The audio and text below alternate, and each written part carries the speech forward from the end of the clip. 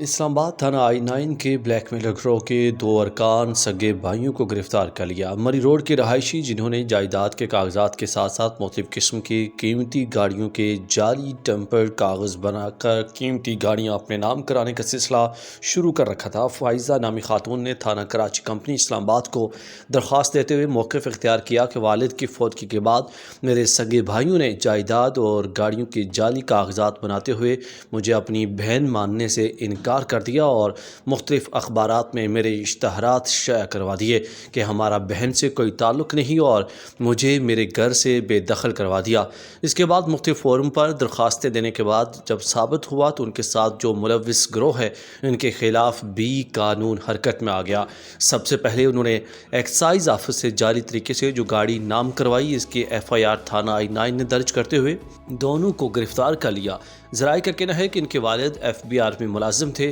اور کروڑوں کی جائیداد کے جعلی کاغذات تیار کیے گئے ہیں۔ پولیس نے جعلی کاغذات بنوا کر زمین ہتھیانے اور گاڑیاں ہتھیانے کے سلسلے میں ان پر مقدمات درج کرنے کا سلسلہ شروع کر دیا ہے۔ ذرائع کا کہنا ہے کہ پولیس نے انویسٹیگیشن شروع کر دی ہے اور اس مکمل گروہ کو جلد گرفتار کیا جائے گا